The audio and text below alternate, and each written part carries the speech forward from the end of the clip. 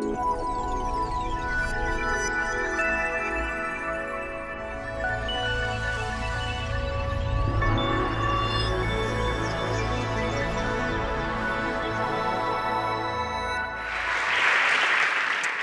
me start by saying that Adam Smith, who's regarded as the father of modern economics, inspired a lot of disciples who took his message much too literally, his invisible hand story. It's really quite a remarkable story, the idea that if you turn selfish people loose and get them to trade for their own ends, that you'll get socially benign results emerging from that. Often you do.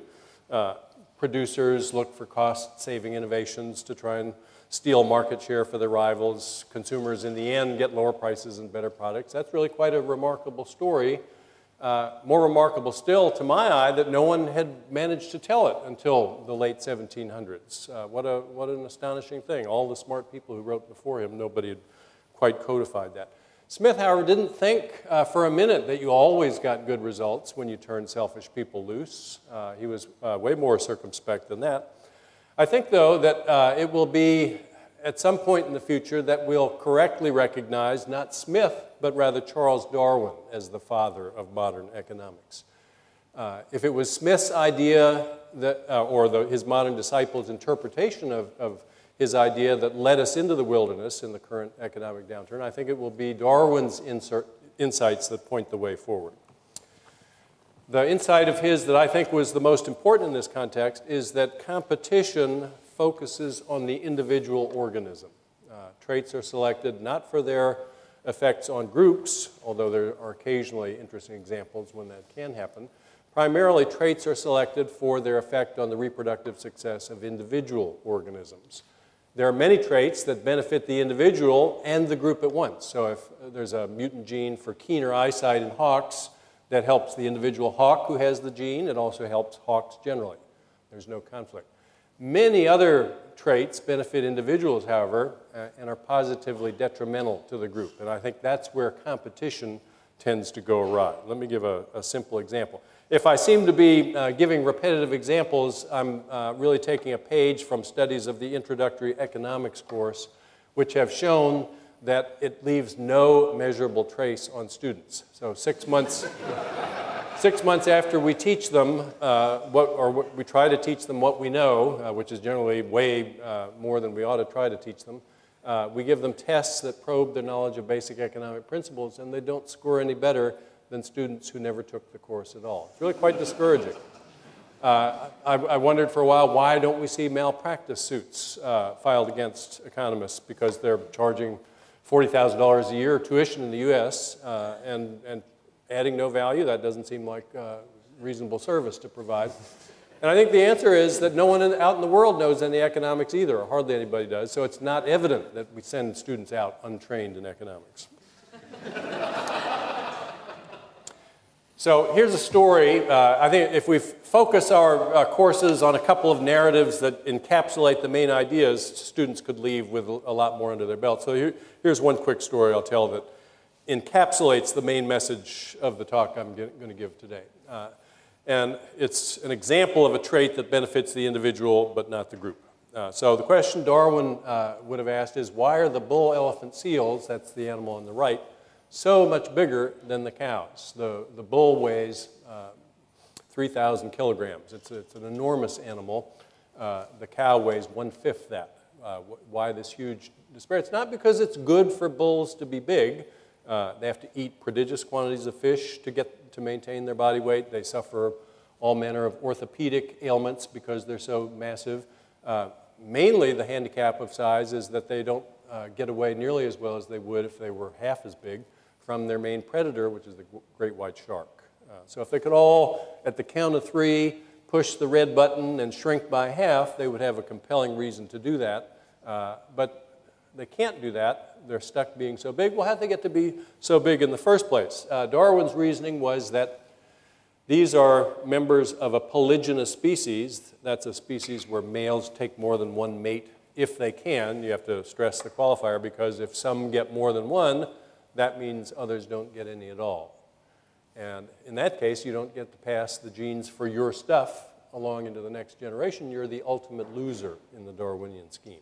So you're going to do what you can to avoid that outcome if you're a bull elephant seal. And what happens is that they fight bitterly with one another for access to females. The bulls pair off on the beach and just pummel one another for 4 or 5 hours until one lumbers off exhausted and bloodied and scarred, unable to continue. The winner claims a harem of anywhere from 50 to 100 cows, near exclusive sexual access to these cows. If the reason he was the winner was that he had a slight mutation coding for bigger size, then that mutation's going to show up in the pups of all these cows on the beach. And then it will continue. It'll get reinforced in another round, and they'll get bigger and bigger through the generation. Not without limit. They don't weigh 60,000 pounds. It's basically an equilibrium, but it's an inefficient. Okay, hold that thought. I'm going to come back to that narrative.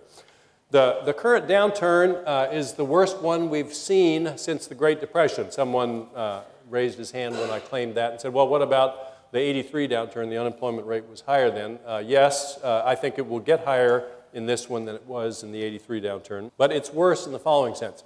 The rate of decline of output and employment in the early stages of this downturn vastly steeper than anything we saw during the Great Depression. Had we not taken vigorous action to try to do something about this downturn, I think we would have seen a downturn that was as great or greater than the Great Depression. So world output's going to fall 2% this year. That hasn't happened on that scale. Nothing like that's happened since the Great Depression. It's a very sad situation. There are people shedding tears about it. Inevitably, some make jokes about it. It's better probably to laugh than to cry. I looked for a joke to tell you. Here's one I found that I liked. So the question is this: what's the difference between a pigeon and an investment banker? The answer is that a pigeon can still make a deposit on a Ferrari.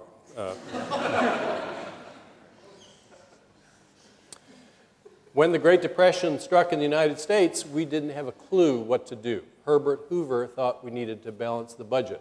And with tax receipts falling as incomes fell, that meant slashing budgets. And that was exactly the wrong thing to be doing. In the car on the way over here, I heard the Conservative Party in the debate in Parliament calling for a 10% across-the-board cut in spending and berating the Labor Party for borrowing money to spend during the current situation. By my analysis, the Labor Party has got this one right and the Conservative Party has it wrong. The Conservative Party is quite right to be worried about piling up debt going forward, and I'll be talking a lot about that. But for the short run, piling up debt is not the problem. What we learned in 1936 was that the solution to a severe downturn is to spend more right away. This was Keynes's main message. It's hard to fault Hoover for not knowing it. Keynes hadn't written it down when Hoover was in office. You're not going to get out of a big downturn autonomously. Consumers aren't going to spend. They're worried about losing their jobs if they haven't already. Investors have no reason to invest. They can already produce more than people are willing to buy at current prices. We're stuck. The only actor on the scene with any capacity to make a difference is government. Government can print money or borrow money and spend it. One of the interesting insights in Keynes's narrative was that it would be good even if we spent the money on useless tasks like digging holes and filling them back up again. The digger of the hole would get paid. He would then go spend money at the grocer. The grocer would get money and spend it at the tailor and so on. You'd get the familiar multiplier effect. Prime the pump, that was Keynes's message. If you're going to prime the pump, though, why bother having people dig holes and fill them up? That would be stupid if you had anything else you could do that was more useful. In the US, we're awash in useful projects that need doing. We've been attacking the public sector budget for 3-4 decades now with a vengeance. We've got overdue maintenance in every sphere. This is the I-35 bridge that collapsed over the Mississippi River going into Minneapolis a couple of years ago. Rich and poor suffer when we don't invest in infrastructure. You can see it right at the top of the bridge. There's a BMW getting set to tumble into the river. There were a number of people killed in that episode, and there are thousands of bridges in every state that are overdue for maintenance. We've got plenty of people who are able to work on these, and spending that money right now to put them to work would be a really good thing to do. But what about looking ahead? If we look ahead, we're going to come out of the downturn. There are already some signs that a glimmering of recovery is on the horizon. I'm surprised, frankly, that as many people are saying that as are, but I hope it's true. But pundits looking forward predict misery nonetheless. For one thing, private consumption's not going to reach 2007 levels anytime soon. Well, how could it? It was at unrealistically high levels then. People were borrowing money against what they thought was equity in their homes. It wasn't equity in their homes. It was nonsense prices from a housing bubble, and they can't be borrowing against that non-existent equity anymore. So consumption's going to be frozen for quite a while below its peak levels. And going forward, there's just an avalanche of debt we're staring at. That threatens to impoverish our children and grandchildren. I'm going to argue that things are not so bad as all that. For one thing, consumption's smaller than it was before, so what? Think back to when you were in college. Those of you who have been through college, probably you were poorer then, but if you're an average person, you were no less happy than you are now. The happiness figures show quite clearly that the happiness levels don't vary much over the life cycle, even though income varies quite substantially over the life cycle. So if you have a little less income and people like you also have a little less income, that's no big deal. I was a Peace Corps volunteer in Nepal. I had a tiny income compared to what I was used to having, and it didn't take more than a couple of hours for that to seem totally normal. We don't hear people from the Depression saying how awful it was. There were hard times, but the fact that people had lower incomes, that was not the problem. In terms of the crushing debt burden, there's a really simple solution to that. This is going to seem too good to be true. I'm going to try to lay out the argument in a simple way and then invite your criticisms of it. I've not yet seen a fatal flaw in the argument. So by changing the mix of what we tax, I'm going to claim we can really generate all the revenue we need without really giving up anything. So here's the key insight. Most people focus on the fact that a tax generates revenue. It does, but it also discourages the thing we tax. That's very important. The current tax system taxes things we should not be discouraging. We should not be discouraging saving. When we tax income, we tax not just your consumption, but your saving. It was a lack of savings that helped precipitate the downturn. We should not be taxing saving. We should not be taxing job creation. In the U.S., the payroll tax discourages job creation. There are lots of things we shouldn't tax. What we should tax is activities that cause harm to others. If we tax those, we'll discourage them. Not only does that not cause waste, that reduces waste. These are activities that are being pursued to excess right now. If we tax them, we'll have a bigger pie, and from that bigger pie, we can harvest resources to pay for the things that really will make a difference to us. Okay, a snake oil claim, it has every air of being that. We can raise all the revenue we need without giving up anything important. Let's see. We're used to hearing that the real waste is in the public sector. Well, it's not in the public sector. There is waste in the public sector, and some of it's vivid. We hear in the U.S. about the Pentagon $640 toilet seat. No consumer would ever buy one that expensive, and so that purports to make the case that you know how to spend your own money more carefully than any bureaucrat in Washington. That's the sentence that we hear from the right wing that's been so effective for so many years in the U.S.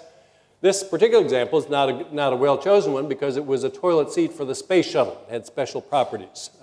The government does spend money on things that it shouldn't. There's no question about that. I know you've had your own recent examples of government spending money on things that it ought not to have been spending on. So no denying that there's waste in government right up front, but it's trivial compared to the waste in the private sector. Not only that, it's very hard to get rid of the waste in the public sector.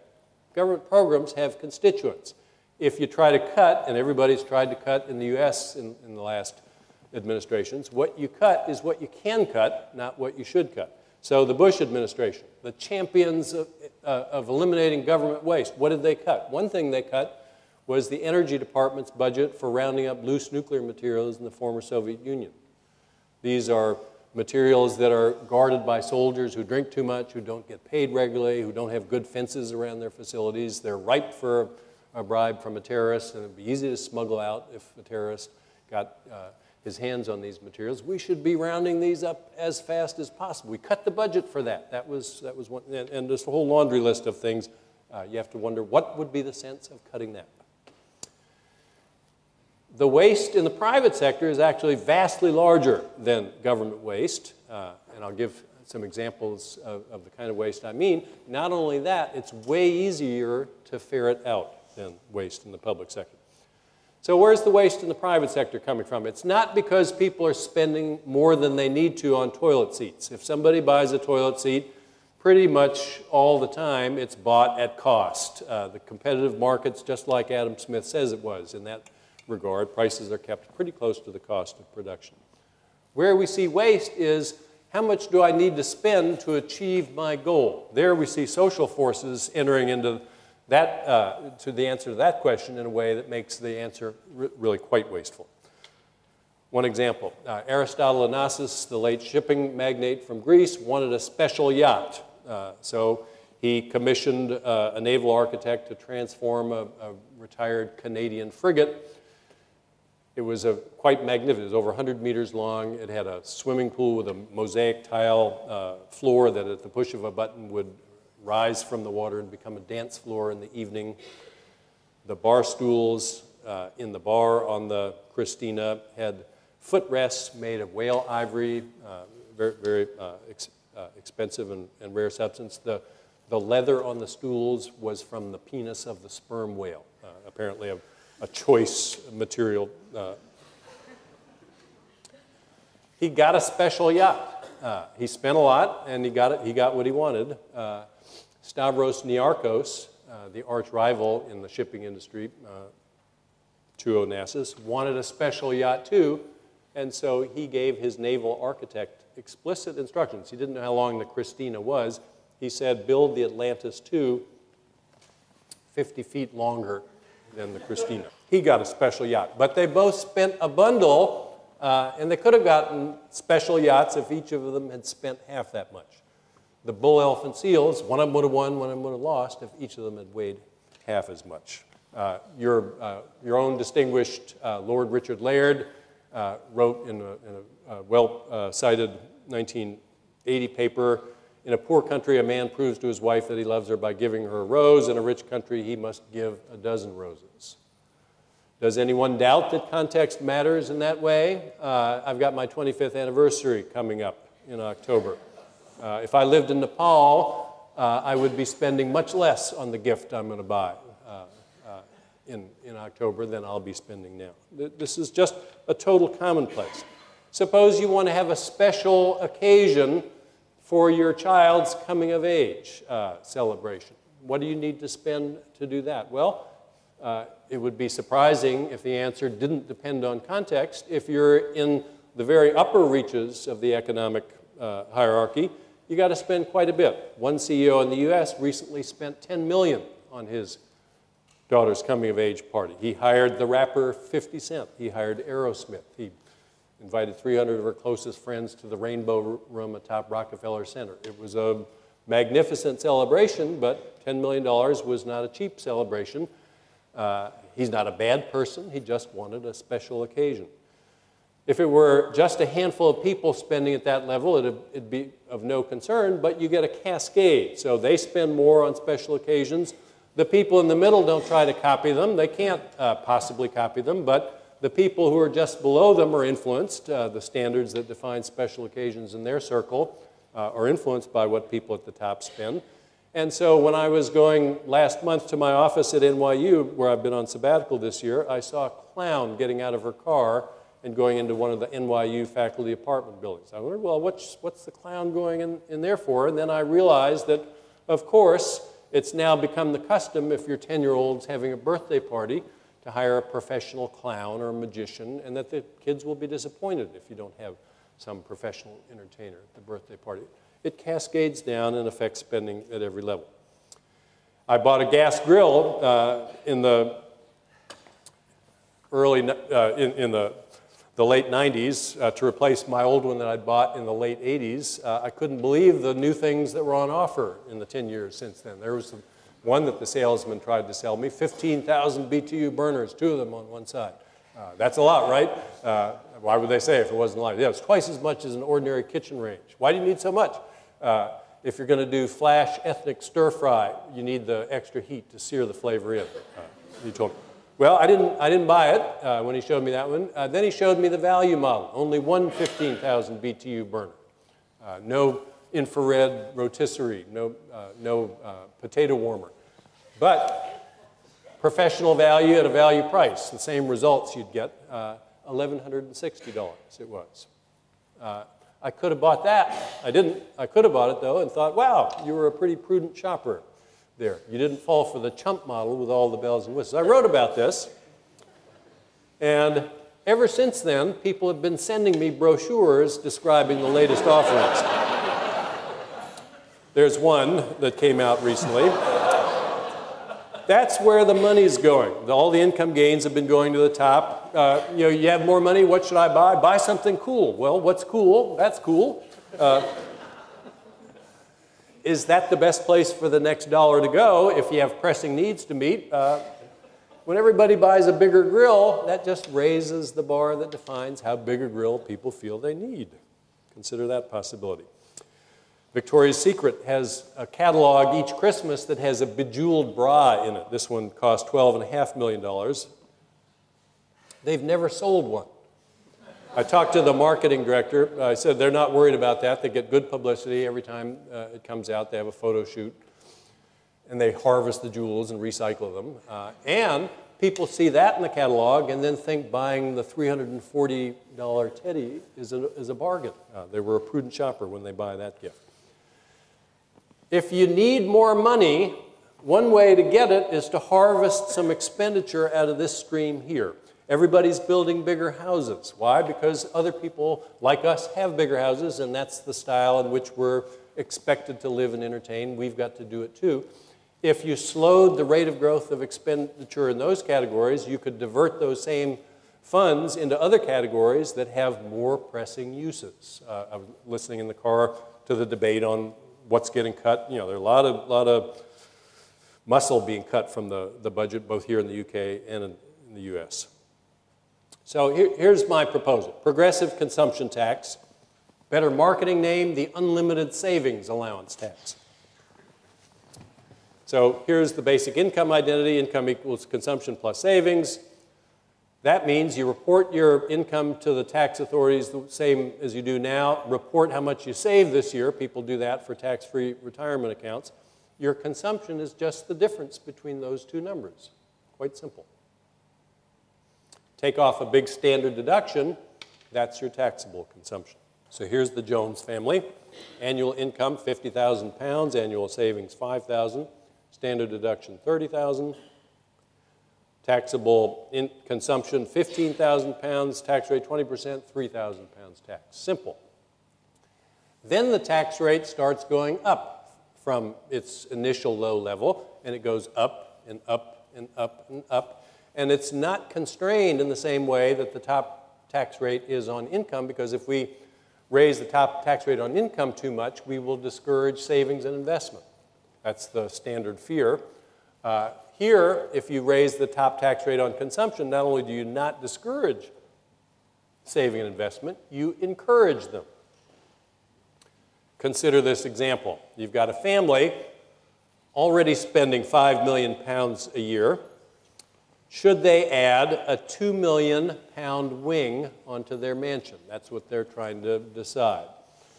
If you look at my tax and suppose that there was a 100% marginal tax rate on somebody consuming £5 million a year, that means instead of having to spend £2 million to add the wing, they'd have to still pay the contractor £2 million, but then they'd have to pay the tax authorities an additional £2 million, so £4 million.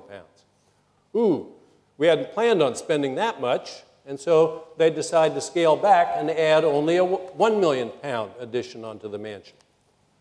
Tax, $1 million, so it cost them $2 million, the same as the original one, twice as large, would have cost them. Everyone else facing the same incentive in their peer group decides similarly to scale back, and lo and behold, no one's any less happy than before. The people are consuming less, they're saving more, the government's getting more tax revenue, and nobody's any worse off. That's the snake oil part of the proposal. Free money out of thin air. Okay, I'll rush through the end so we've got time for questions and answers. There's plenty of harmful activities to tax besides consumption at high levels. You know, if somebody throws a special party for $10 million, he's not trying to harm anybody else, but the fact is he does harm others by raising the bar that they have to meet to indicate that they understand the importance of the occasion. So taxing consumption at a progressive rate, that's taxing a harmful activity in that sense. We have to tax something. Why not tax harmful activities? Because that makes the pie bigger. Tax carbon. We could slow global warming and generate a lot of revenue if we did that. You've got the right idea here. We couldn't pull the trigger on this policy. The congestion fee is a perfect example of taxing harmful behavior. You get on a crowded road, you harm others. You make them take longer to get where they're going. Take that cost into account by having to pay a fee, the congestion fee. That fee generates revenue that can be used to buy useful things, and people can figure out ways to adapt that are not very costly. So there are all sorts of non-carbon pollutants we can tax. You want to talk on your mobile phone? Well, pay a fine when you do it. You're putting the rest of us at risk when you do that. It's a harmful activity. Driving a heavy passenger vehicle, you're putting my family at risk. You're damaging the roads. Pay a fee when you do that. Pay a tax when you do that. Outside my apartment in New York this year, there was construction on the road that we looked out onto, and so the traffic was backed up frequently. People honked in that situation. Had absolutely no effect on the traffic. The traffic was blocked up because they had nowhere to go. So how does honking help? Answer, it doesn't help at all, but it imposes harm on us in the apartment. Put a cop out there and charge the money if they want to keep honking. A tax on financial transactions. There's all sorts. Take a walk, I'll tax your feet. I mean, there are all sorts of harmful activities out there begging to be taxed, and taxes on them make the pie bigger, not smaller. Okay. Boost government spending as much as possible, paid for with debt by printing money, however you can figure out how to do it in the short run. Don't listen to people who say you ought to cut the budget and balance off the accounts during a downturn. That's totally wrong-headed advice to be given. But don't say deficits don't matter in the long run. They do matter. So tax more tomorrow.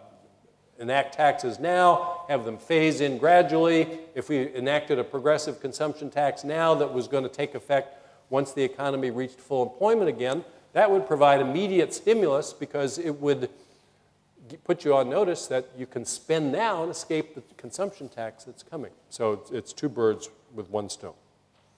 We're trying to move, in other words, from a borrow and consume economy to a save and invest economy. We can do that. We'll have higher growth in the long run. Consumption will be just as high in short order and eventually higher, even though it'll be a smaller proportion of the national income. And we can, through judicious choice of what to tax, take care of the harmful environmental effects of consumption at the same time. So thank you very much for turning out. I know it was hard to get here today. It was hard for me to get here too. We have time. Tim, you can, I think they've given you some time for a brief response, and then we can open it up. Brilliant. Bob, thanks very much.